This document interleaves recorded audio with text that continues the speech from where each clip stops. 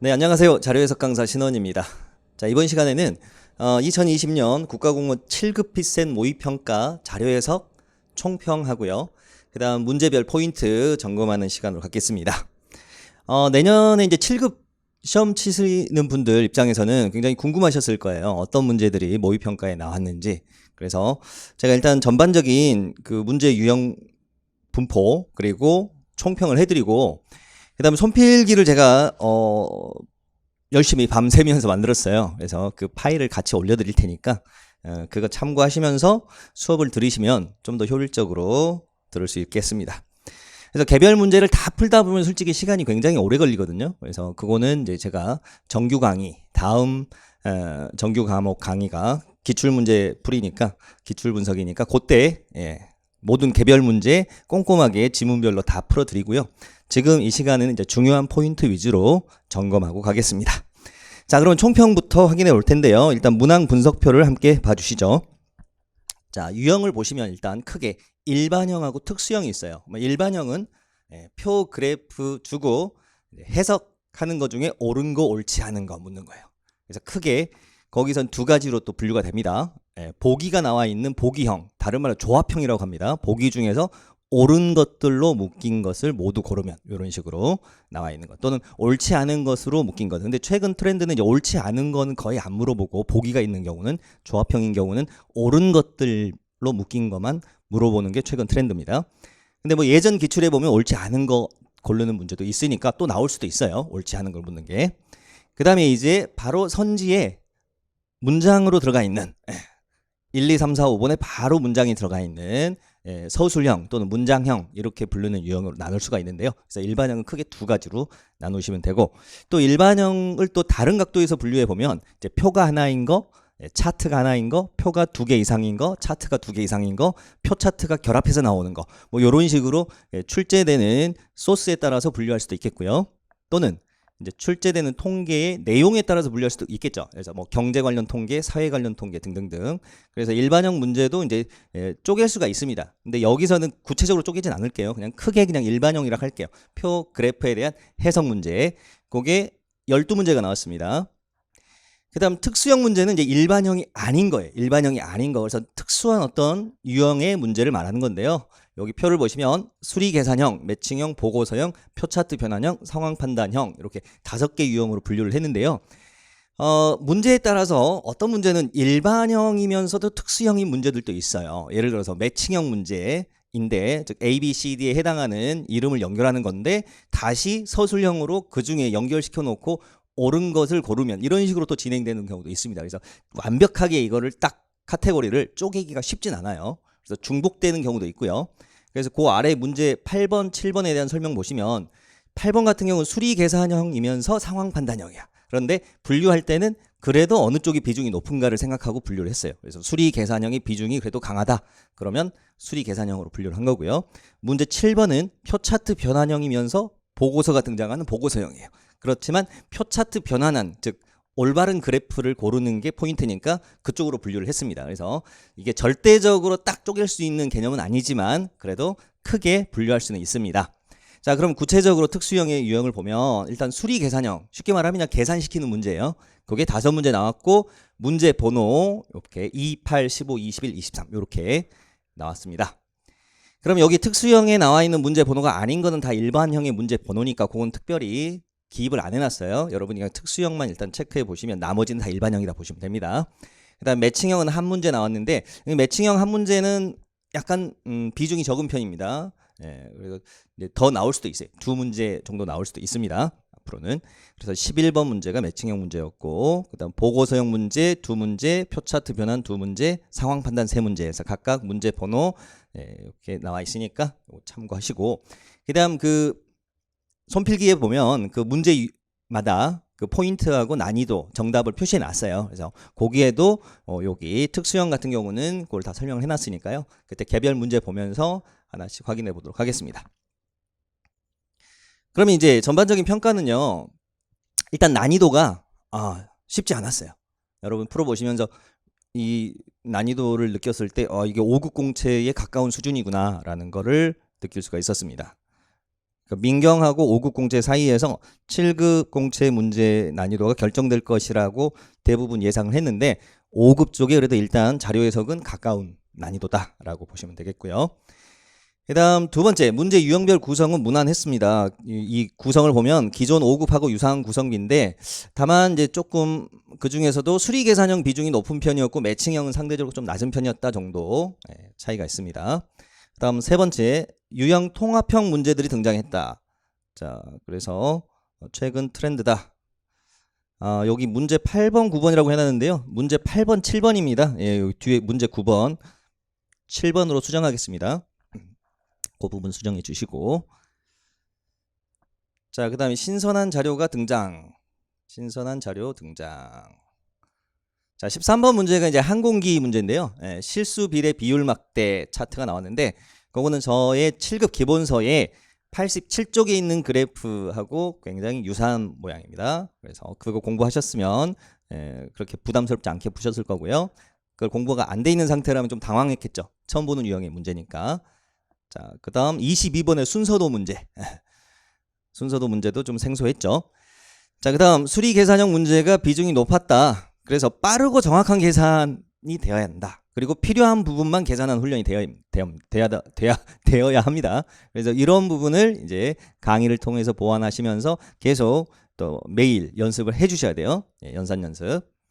그 다음 고난도 문제 난이도 4, 5에 해당하는 문제가 7, 10, 13, 12번입니다. 22번입니다. 그래서 네 문제가 나왔는데 적절히 건너뛰면서 시간 안배를 잘해야 25번까지 완주를 하셨을 거예요. 그래서 그냥 요런 문제에 시간 뺏겨가지고 시간 끌어버리면 이제 끝까지 못 가고 뭐 20번이나 21번 또는 20번까지 가지도 못하고 시간이 종료가 돼버리겠죠. 그래서 난이도가 높은 거는 중간중간 건너뛰면서 일단 전체적으로 한 바퀴 돌리고요. 다시 시간이 나왔을 때 이런 문제들을 추가적으로 본다라는 전략을 세우셔야 되겠습니다. 그럼 어떤 문제가 그러면 시간이 많이 걸리고 어려운 문제인가? 그거는 이제 개인의 차이도 있긴 하지만 일반적으로 봤을 때는 자료량이 굉장히 많은 거 그리고 계산량도 많은 문제가 되겠죠. 그래서 예를 들어서 보고서형 문제 중에서 뭐 보고서와 부합하지 않는 거 물어보면은 1번 문제 같은 경우 일단 자료량이 굉장히 많죠. 그 다음에 이제 표 차트 변환형 문제처럼 7번이나 10번 문제처럼 일단 이것도 자료량이 많아요. 근데 표의 내용을 그래프로 옮긴 것 중에 올바른 것 또는 옳지 않은 걸 찾는 문제인데 그것도 시간이 굉장히 많이 걸리거든요. 그래서 그런 거는 일단 1차적으로는 건너뛰고 좀 만만한 문제들 푼 다음에 다시 와서 본다라는 전략으로 가는 것도 괜찮습니다.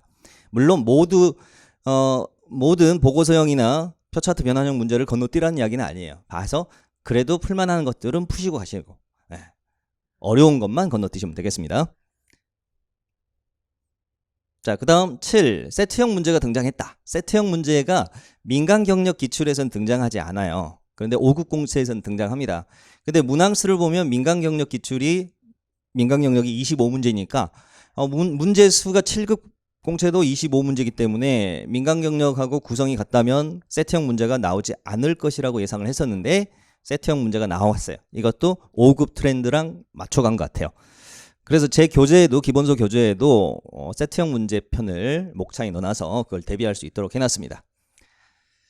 자, 그래서 세트형 문제는 가급적 두 개 다 맞춰야 되겠죠. 하나의 소스를 가지고 두 문제를 푸는 거니까 가급적 두 개 다 맞춘다는 전략으로 가시고 그래서 그 두 문제 중에 한 문제는 상대적으로 좀 쉽게 나오고요. 한 문제는 좀 어렵게 나옵니다. 그래서 그거를 다 풀면 좋고 다 풀기 어렵다 싶으시면 그 중에 쉬운 거라도 하나는 맞추고 간다는 전략으로 가셔야 되겠습니다. 근데 그 24번, 25번 제일 뒤에 이제 세트형 문제가 나왔는데 그 문제들은 뭐 그렇게 어렵진 않았어요. 둘 다. 다만 뒤에 나와 있기 때문에 후반부에 나와 있기 때문에 시간 관리를 못하면은 풀지 못하고 찍을 수밖에 없는 문제가 되겠죠. 그러니까 시간 안배를 잘해야 된다는 거예요. 그래서 끝까지 완주하고 가야 된다. 자, 그 다음 이제 9를 보시면 난이도 있는 표의 8번이죠. 8번 봐야 되겠죠. 차트나 그래프의 비중이 높은 편이다. 그래서 차트 문제에 대한 훈련이 필요하다. 그래서 기본적인 차트들 뭐 점 그래프, 막대 그래프, 선 그래프 이런 것들도 기본적으로 해야 되지만 조금 어려운 내용의 그래프들 있죠. 뭐 방사형 차트라든지 여기 나와 있는 그 실수 비례 비율 막대 같은 그런 것들도 이제 정리를 해 두셔야 됩니다. 자, 그 다음 9번에 난이도 있는 표 문제에 대한 훈련이 필요하다. 그러니까 순위 자료표가 나왔고요. 근데 가로까지 같이 등장하는 문제가 나왔어요. 그러니까 그런 것들은 좀 평소에 공부를 해 두셔야지 당황하지 않고 문제를 풀 수 있겠죠.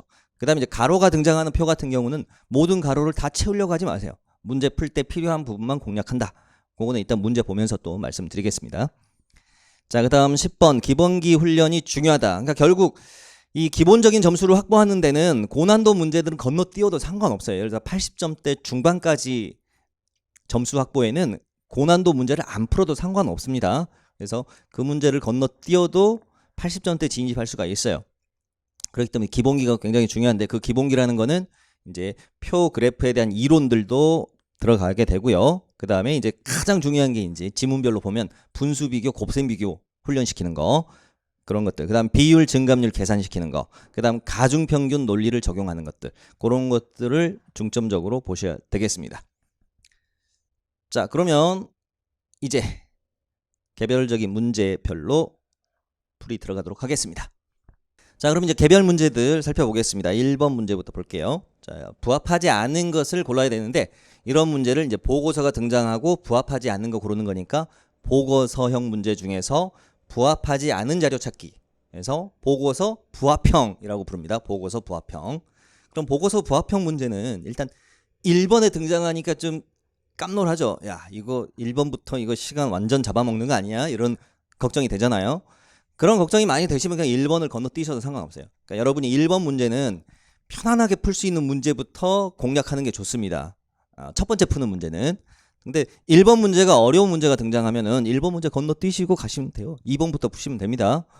또는 1번, 2번 다 어렵게 세팅이 되어 있으면 3번부터 푸셔도 돼요. 그러니까 왜냐면 이제 막 시험지를 받은 상태에서는 아직 이 계산이나 이런 게 완벽하게 이게 워밍업이 안 된 상태예요. 그래서 읽기나 계산이 빠르게 진행이 안 되는데 이런 거 하나 만나가지고 시간 다 끌어버리면 그 다음부터 마음이 초조해집니다. 1번부터 내가 벌써 시간을 3분, 4분 막 쓰고 있어. 그러면 막 불안해지죠? 그러니까 처음부터 깔끔하게 스타트할 수 있는 문제부터 공략하는 게 좋은 전략이 되는데 그렇다고 해서 1번을 피해가냐? 저 같으면 피해가지 않아요. 일단 빨리 풀 수 있는 요령을 알려드릴게요. 보고서의 내용 중에서 이게 보고서라고 보면 자, 앞쪽에서 연결된 자료랑 부합하지 않을 경우, 그러니까 이 도입 부분에서 확률이 굉장히 낮겠죠. 왜냐면 내가 출제자라면 첫 번째 단락과 관련된 자료하고 내용이 일치하지 않는다? 그럼 여기만 읽어도 답을 찾아낼 수가 있잖아요. 그러니까 앞부분에서 부합하지 않은 자료하고 연결될 가능성은 낮아요. 확률적으로. 그래서 중간 이하를 공략해라. 중간 이하를 공략해라. 그래서 위에는 일단 건너뛰고 중간 이하를 공략합니다. 그 중에서도 가장 확률이 높은 부분은 요 정도 부분이에요. 요 정도. 전체 텍스트를 5등분을 했다고 가정해보면 1, 2, 3, 4, 5, 5등분을 했다고 가정해보면 여기 이 정도 위치가 가장 빈도가 높습니다. 부합하지 않는 자료형 문제에서 답이 될 확률이. 그 다음 3번, 5번. 그 다음 2번. 1번은 거의 없다고 봐야 돼요. 얘는 뭐 반개 정도? 별 반개. 이 정도 느낌으로 생각하시면 되겠어요. 그래서 일단 가장 먼저 4번 위치. 그 다음 4번의 위아래. 근데 4번에서 아래쪽으로 일단 내려가는 게 편합니다. 만약에 4번에서 부합하지 않는 자료가 아니고 부합해버렸어. 그러면 5번으로 갑니다. 그 다음에 5번도 부합을 해버렸어. 그러면 3번으로 가요. 이런 전략으로 가는 거 괜찮습니다. 또는 선생님 이거 너무 복잡해요. 그러면 그냥 중간에서 딱 끊어서 중간 아래 부분 보세요. 중간 아래 부분만. 그럼 이 보고서를 보시면 내용이 이렇게 긴데 그 중에 중간 아래 그러면 두 번째 단락 이유를 보면 굉장히 빨리 찾을 수가 있어요. 두 번째 단락의 끝부분에서 연결됩니다. 그래서 공략 포인트는 제가 이렇게 써놨죠. 공략할 부분은 여기야. 그러니까 이거 전체적으로 5등분 했다고 봤을 때 네 번째 해당하는 부분이 이 정도잖아요. 그래서 이 부분을 위주로 공략을 해보자. 그래서 이 부분. 반면 50대 이상은 현수막을 통해 정보를 획득한 관람객 수가 가장 많아라고 돼 있죠. 그러면 관람객 수인데 현수막 이런 거 나온 게 뭐냐? 5번 자료죠. 정보 획득 매체. 그래서 현수막이 등장해요. 근데 50대 이상에서는 현수막의 숫자가 29.5인데 이 TV의 숫자가 35.0이에요. 그러니까 TV 쪽이 크죠. 그 다음에 이게 비율 자료잖아요. 비율. 그럼 비율의 기준수가 가로 방향인가 세로 방향인가 이걸 확인하는데, 즉 여기 퀘스천 보시면 제가 이제 여러분 그 공부를 좀 자극하기 위해서 이렇게 질문을 던져놨어요. 생각해 봅시다. 이 퍼센트 자료에서 기준수는 뭘까? 그러면 기준수의 방향을 생각해 봐야 돼요. 퍼센트 자료라면, 비율 자료라면 가로 방향 아니면 세로 방향 아니면 그냥 전체를 100으로 놓은 세 가지 경우가 있습니다.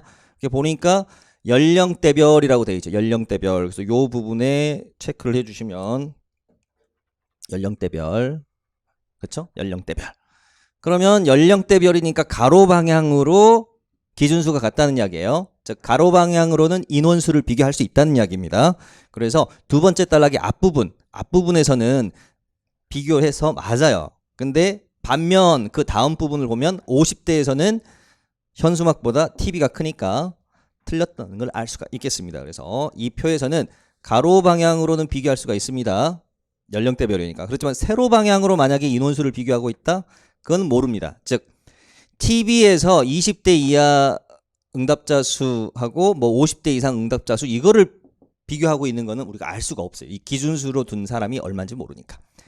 그 다음에 보통은 일반적으로 가로로 합산했을 때 가로 기준이라면 100이 나와야 되잖아요. 근데 여기 보면 중복 응답 가능하다라고 각주에 써져 있어요. 중복 응답이 가능하면은 100보다 큰 수가 나올 수도 있는 거죠. 그래서 100을 초과할 수도 있다라는 거. 중복 선택이 있으면. 자, 그 부분도 생각하시고 접근하시면 되겠습니다. 그래서 자료를 보면 가로로 합산했을 때 100보다 큰 게 보이죠. 그래서 그런 것들을 잡아내시면 되겠습니다. 자, 그러면 이 문제는 여기까지 포인트 잡았고요. 그 다음 이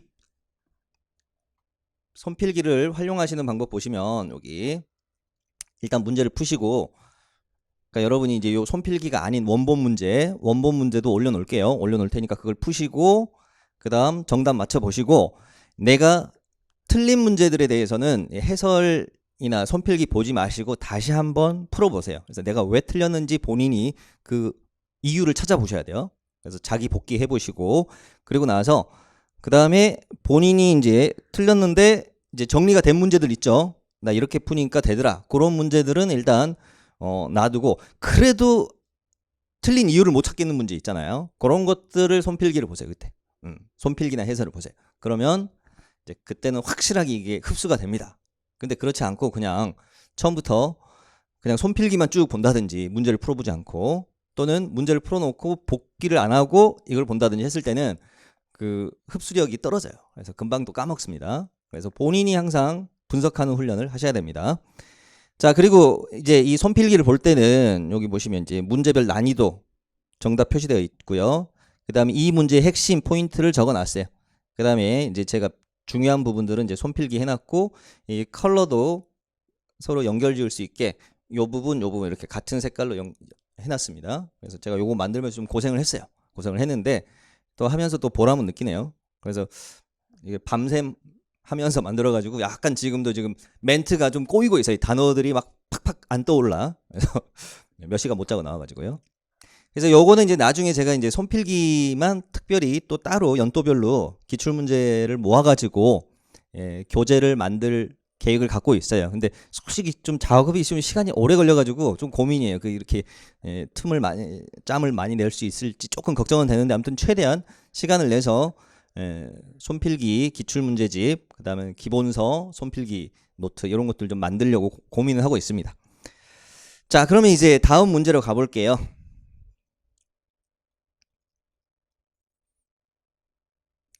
자, 2번 문제 보시면 자, 일단 2번 문제는 가로가 등장하잖아요. 표에 가로가 등장하는데 그 가로를 어떻게 채워야 될까? 자, 그걸 좀 고민을 해보시고 조건을 이용해서 채워야 되겠죠.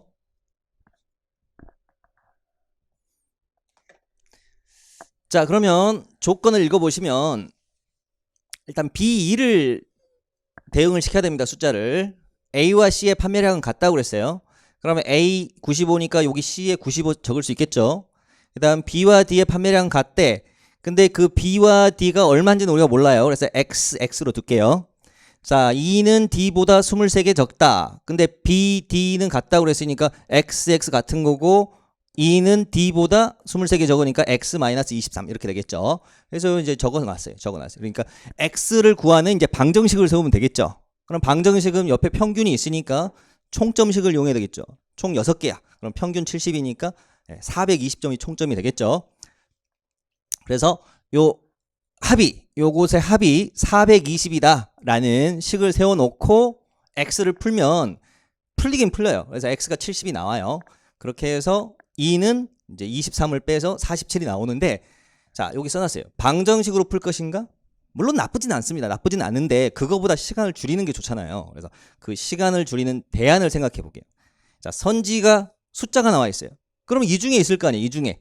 그래서 탈락시킬 만한 건 탈락시키고요. 그 다음에 선지를 하나씩 집어넣어 보는 거예요. 수치 구조가 쉬운 걸 이용해서. 그 다음에 아까 방정식에는 평균에다가 개수 곱해가지고 총점으로 접근했잖아요. 근데 빠른 방법에서는 이 평균을 그대로 이용하는 거예요. 평균의 기본적인 특성 중에 편차의 합은 0이 되죠. 평균을 기준으로 편차들을 계산했을 때 더하면 0이 돼요. 즉 평균은 무게중심 개념, 무게중심. 센터 역할을 하는 겁니다. 자, 그러면 그 논리로 풀어봅시다. 자, 일단 여기 E는 D보다 23개 적다. 그랬는데 B하고 D가 같다고 그랬으니까 E는 B보다 23개 적다라고 연결이 되겠죠. 그럼 이 관계를 보니까 23개 적은 게 아닌 게 2번, 3번이에요. 그래서 2번, 3번은 일단 탈락이 됩니다. 그래서 2번, 3번 탈락시켜 놓고, 그 다음에 이제 B가 이 표에서 가장 기준이 되는 미지수로 등장하잖아요. B, D, E 이렇게 연결되잖아요. B를 X로 놓고 시작해서. 그러면 B의 숫자가 가급적이면 좀 쉬운 숫자 구조인 게 왠지 답이 되지 않을까? 그리고 확인하기 편하지 않을까? 이런 생각을 해보셔야 돼요. 그래서 평균이 70이기 때문에 B가 70인 얘를 먼저 공략해보는 거예요. 그래서 남아있는 선지들을 숫자를 넣어봐가지고 이제 통과가 되는지 보는 건데요. 자, B에 70을 넣어봅시다. 자, 그러면 편차의 합이 0이 된다는 논리에 의해서, 자, 95는 70에 비해서 25만큼 큽니다. 그 다음에 B가 70이면은 70, 70이니까 얘는 편차가 0이니까 얘는 없어지고 옆편차가 무시되고, 굳이 쓸 필요 없죠. 0이라고 쓰셔도 되고 안 쓰셔도 돼요. 그 다음에 여기 95니까 플러스 25예요. 그 다음에 여기도 0이 되니까 없죠. 무시되고. 그 다음 x-23 그러면 편차가 마이너스 23이라는 소리잖아요. 자, 그 다음 43은 70보다 마이너스 27이에요. 그러니까 플러스 25가 2개, 즉 플러스 쪽에서 50 나왔고요. 마이너스 쪽에서는 마이너스 23, 마이너스 27 합하면 마이너스 50이에요. 그래서 쌤쌤이 됩니다. 쌤쌤이 되니까 편차의 합이 0이 되겠죠. 그래서 오른쪽에 필기해 놨습니다. 자, 편차의 합이 0이 되는 구조. 그래서 편차를 적어봤고요. 그 다음 통과됐어. 그럼 끝나는 거죠. 답이 1번으로 확정이 돼버려요. 그래서 이런 식으로 접근하시면 쉽게 답을 찾을 수가 있다. 그래서 여기서 중요한 포인트는 선지에 숫자가 나와 있는 경우는 선지를 활용해라. 선지를 활용해라. 자, 그러면 다음 문제로 가보겠습니다. 자, 3번 문제. 3번 문제는 난이도가 굉장히 쉬웠어요. 왜냐면 기억, 니은 풀면 답이 나오는데 기억, 니은이 뭐 어려운 게 아니었어요. 자, 자료가 2개 이상 등장하면 꼭 체크를 하라고 그랬죠? 원인별, 사용처별. 이 제목에서 차이나는 부분을 체크를 합니다. 자, 옳은 것만을 모두 골라라. 그래서 옳은 거는 제가 동그라미 쳐놓고요. 옳지 않은 거는 이렇게 그어놨는데 옳은 거에는 굳이 동그라미 안 치셔도 상관없어요. 근데 옳지 않은이 들어가면 않은이라는 부분에 그어주셔야 돼요. 그래서 이거는 옳지 않은 거 묻는 문제구나. 꼭 구별해 주십시오. 자, 그러면 이제 자료 구조를 보시고 원인별, 사용처별. 그럼 보기 기억 봅니다. 자, 15 대비 19년 사고 건수 증가율은 공급자 땡땡땡이 시설 미비보다 작다. 자, 제가 공급자의 동그라미 쳐놓고 작다의 동그라미 쳐놓은 이유는 뭘까요? 비교급에서 주어하고 수로 부분에 체크를 해야 안 헷갈려. 공급자가 큰지 작은지 또 헷갈리거든. 그래서 공급자 땡땡땡이 작다. 뭐보다? 시설 미비보다. 그러면 쟤들 싸움이구나. 그럼 연도가 15, 19죠. 그래서 15, 19에 해당되는 거 공급자. 자, 그 다음 시설 미비. 그 다음 숫자 봅니다. 숫자 보니까 똑같이 6이 증가했어요. 둘 다 똑같이 6이 증가했습니다. 그러면 증가율에서 분자 부분이 같다는 거잖아요. 증가량이 분자니까. 그러면 분모가 되는 처음 값을 보니까 어디가 크죠? 여기가 커. 여기가 커. 그럼 분모가 크면 작은 수가 되겠지. 분자가 같은데 분모가 크면 작은 수가 됩니다. 분자가 같은 경우에. 그래서 숫자를 굳이 써보면 이렇게 되는 거고, 굳이 여기까지 안 쓰셔도 바로 여기서 읽을 수가 있겠죠. 똑같은 양으로 늘었어. 그러면 처음에 큰 상태에서 시작한 게 증가율은 작겠구나. 그래서 공급자 땡땡땡이 증가율이 작다. 그거는 이제 확인이 되었고요. 자, 그러면 이제 여기 퀴즈에서 첫 번째 증가율 계산식 바로 요걸로 가실 수 있겠죠. 그런데 하나가 더 있어요. 하나가 더 있는데 그건 일단 답 찾아놓고 이건 설명하는 게 빠르겠네요. 자, 그 다음 니은으로 갈게요. 니은 갑니다. 자, 니은을 보시면 자, 주택 차량의 연도별 사고 건수 증감 방향 같다. 증감 방향 같은 거 그냥 단순히 읽기죠. 증감 방향이 같은지 보면 표 위에서 주택 차량 쓱 보면 증감 방향 같아요.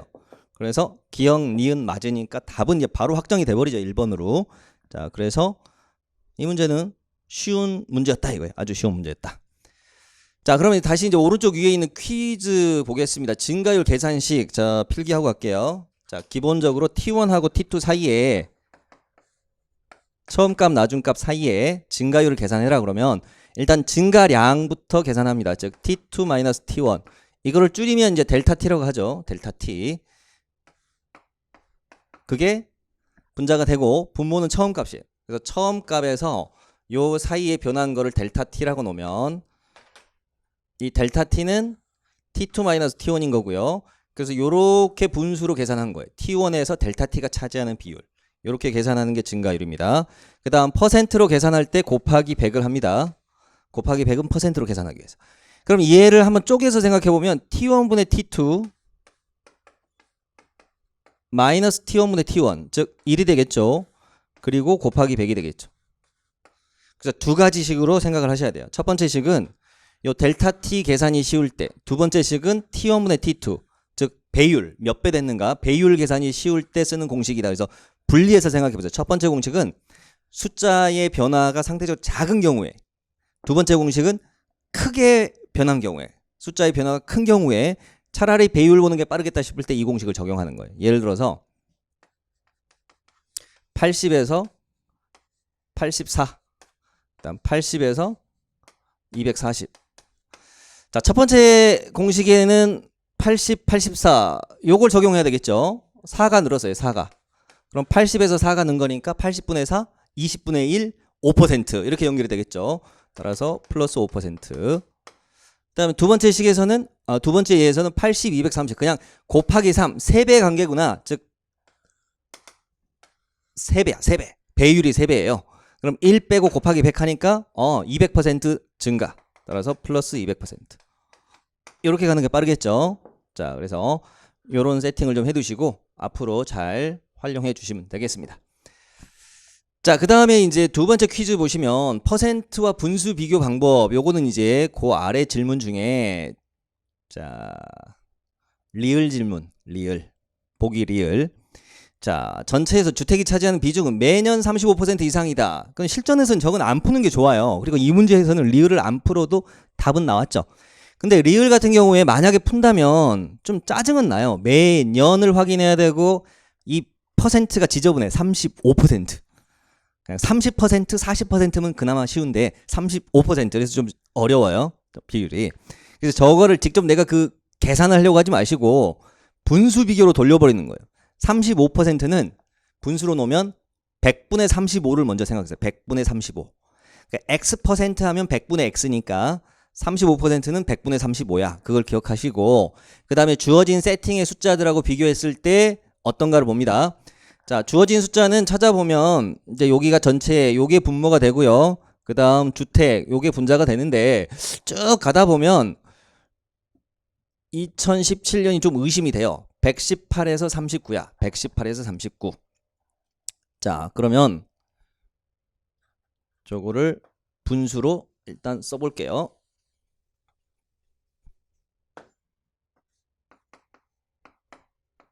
필기는 해놓긴 했지만 그래도 그 과정을 한번 설명해 드리는 게 좋을 것 같아요.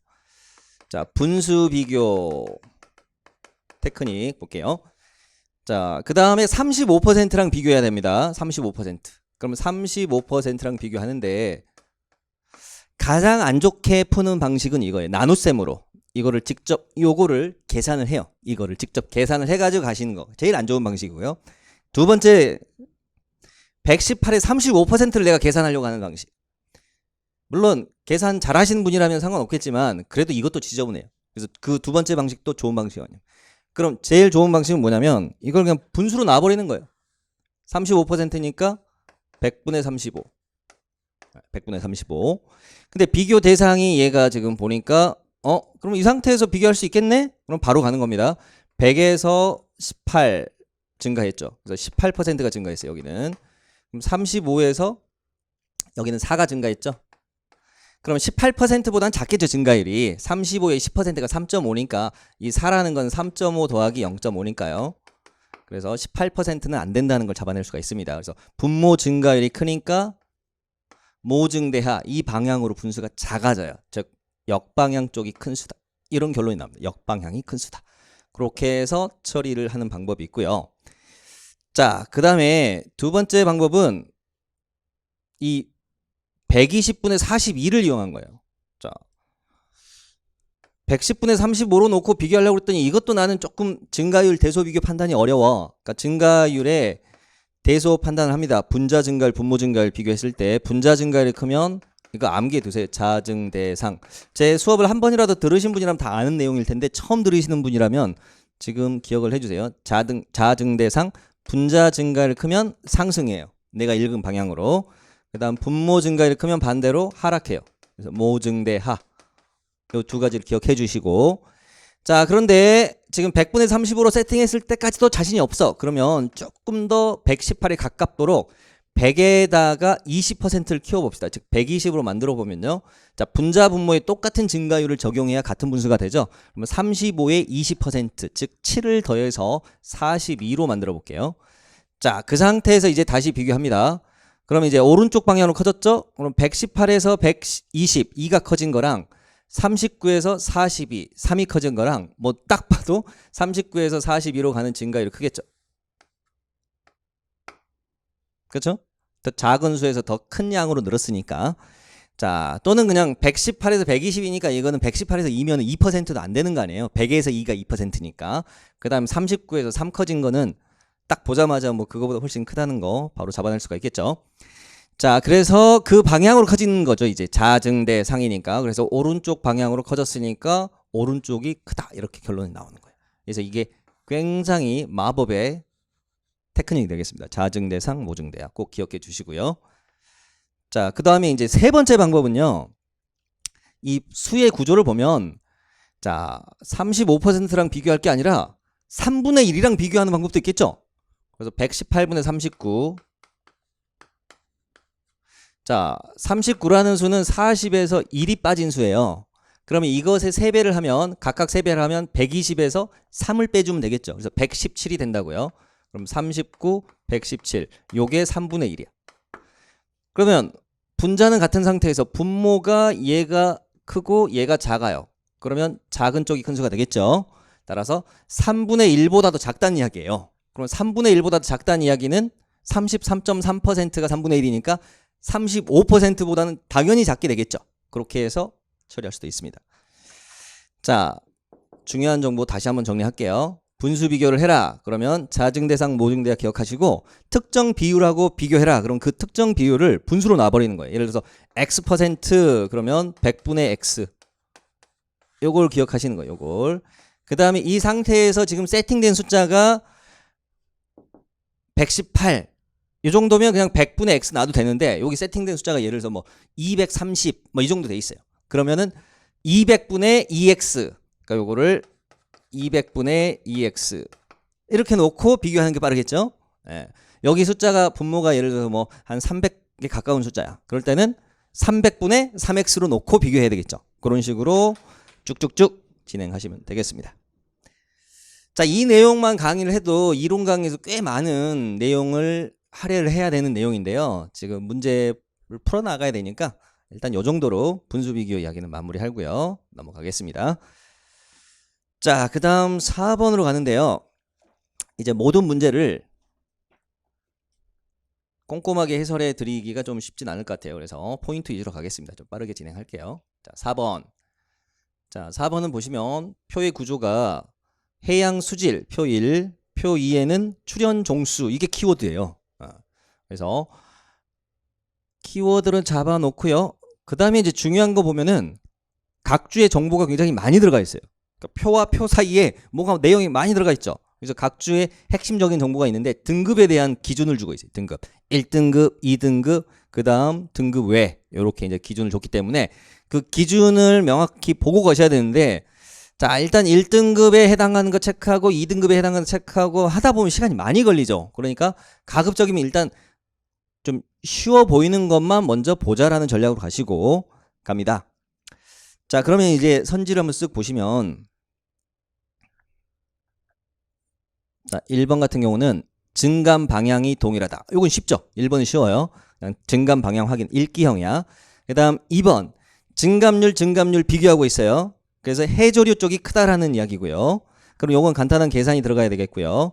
그 다음 3번, 자, 요것도 단순 읽기죠. 뭐가 많은 게 뭐가 낮다. 이거 단순 읽기예요. 그래서 3번도 쉽고.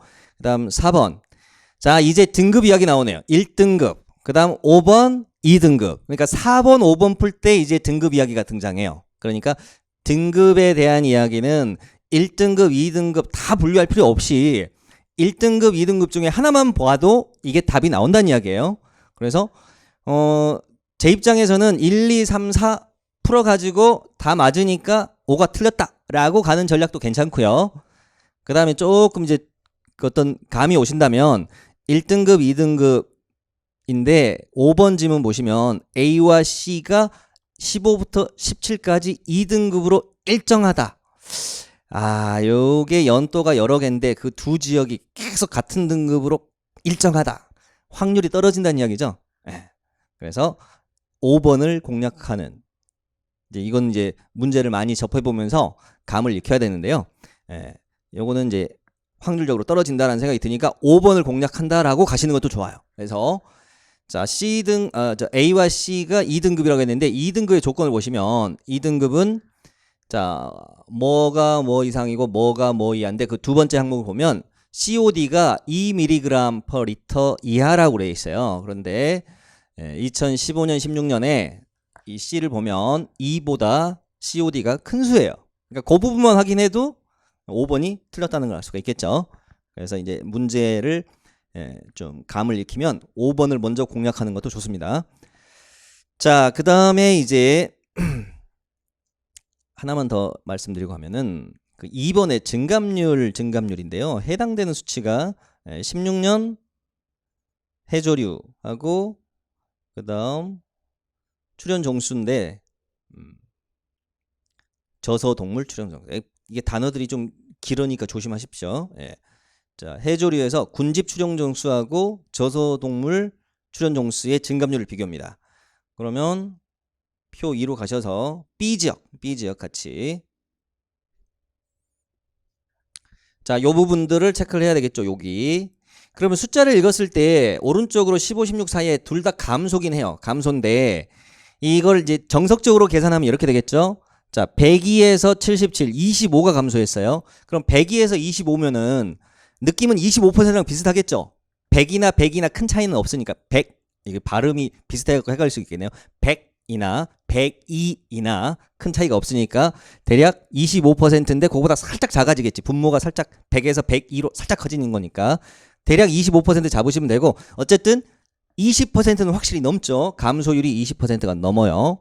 그 다음 여기 보면 90에서 73, 17이 감소했어요. 그럼 90에 20%가 18이니까 그보다 적게 감소했으니까 감소율이 20% 이하다, 이렇게 정리가 됩니다. 따라서 B쪽에서 B를 봤을 때 둘 다 B죠. 둘 다 B인데 위쪽 해조류 땡땡땡 그 부분에서 크다라는 결론은 맞아요. 이게 이제 정석적으로 풀어본 거고요. 그 다음에 조금 이제 스피디하게 푸는 방법은요. 자, 감소율 판단 기준이라고 해서 퀴즈 감소율 비교 방법 써놨죠. 감소율 비교 방법. 감소율 비교 방법 중에 제가 이걸 알려드릴게요. 역방향 배율로 비교하기. 자, 반대 방향으로 증가율 또는 배율을 비교하는 거예요. 그래서 순방향 오른쪽으로 감소율이 크다면 역방향 왼쪽으로는 증가율이 크게 나오거든요. 증가율이 크면 배율도 크죠. 아까 우리 증가율 공식에서 배율에서 1 빼고 곱하기 100 하면 증가율 나오는 그거 생각하면 증가율하고 배율은 같은 패밀리예요. 한쪽이 커지면 한쪽도 커지는 구조입니다.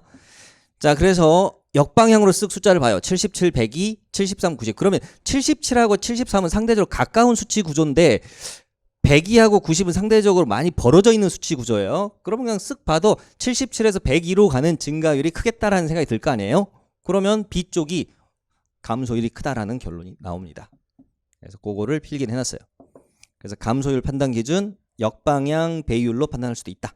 그거 정도 기억하시고, 그리고 증감률 묻고 있잖아요. 그러면 증감률에 대해서 묻고 있으면 이거는 절대값을 기준으로 합니다. 절대값. 증감률은 플러스 마이너스 모두를 보되 절대값을 기준으로 합니다. 그러니까 감소율 같은 경우는 원래는 감소율이란 말을 안 붙이면 마이너스를 붙였을 거 아니에요. 근데 마이너스를 떼면서 감소율 이런 말을 붙이는 겁니다. 그래서 그걸 기억해 주시면 돼요.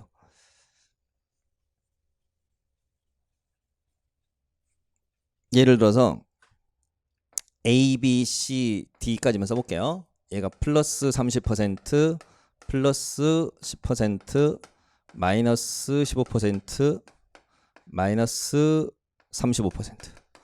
이렇게 이제 뭐 전년 대비 매출액 증가율 A, B, C, D 회사라고 합시다. 자, 그랬을 때 자, 첫 번째 퀴즈, 두 번째 퀴즈, 세 번째 퀴즈. 증가율의 순서, 증가율의 대소. 그다음 감소율,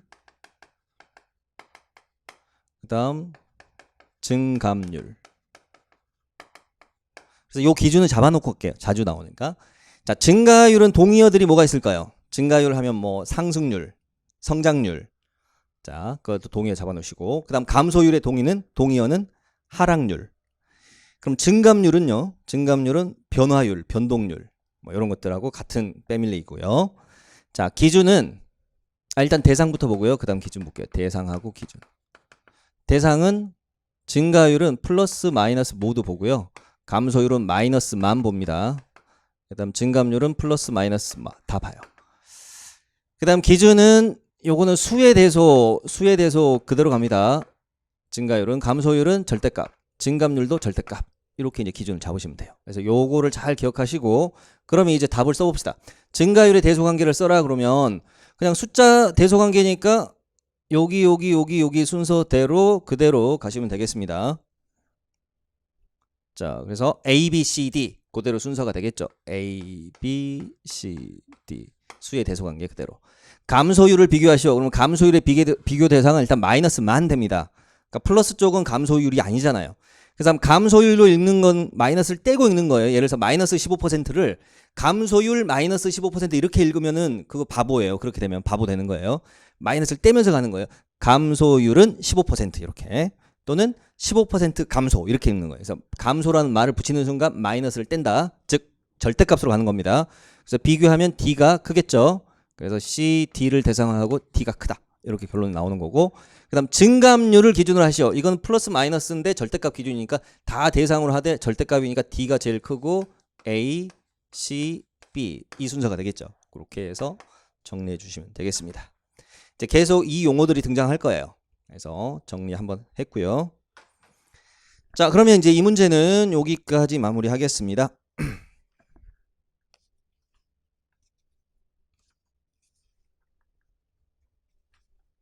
자, 5번 문제로 가겠습니다. 자, 5번 문제도 그렇게 어려운 문제는 아니에요. 그래프가 나와 있고 표가 나와 있는데 시각적으로 판단할 수 있는 여지들이 꽤 있고요. 계산도 그렇게 많지는 않습니다. 다만 조금 헷갈리는 게 이제 그림에 보시면 2018년, 2019년이 두 개 연도가 월별로 나와 있어서 그 좀 찾는데 조금 헷갈릴 수 있어요. 예, 어떤 게 2019년인지 또 순간 헷갈릴 수 있으니까 그런 것만 좀 잘 구별하시면 되겠습니다. 자, 그래서 그림하고 표의 관계를 보면 그림에는 최대 전력 수요가 나와 있고 표에는 그게 하나의 항목으로 또 나와 있어요. 최대 전력 수요. 그 다음 전력 공급 능력. 그런데 시점은 이제 두 개로 국한되어 있죠. 자, 2018년 2월하고 2019년 8월. 그리고 공급 예비력, 공급 예비율 각주가 나와 있습니다. 그래서 각주의 공식이 나와 있어. 그러면 이걸 물어볼 가능성이 굉장히 높습니다. 그래서 각각 선지 1번, 2번에서 그걸 묻고 있습니다. 그래서 1, 2번에서 그걸 묻고 있고요. 그 다음에 이제 3번은 이제 증감 방향 묻는 단순한 패턴 확인인데, 이게 표로 줬을 때는 숫자를 읽으면서 이게 증가인지 감소인지 보는 건지만, 그래프로 나와 있으니까 그냥 딱 보자마자 얘는 내려가는데 얘는 올라갔네?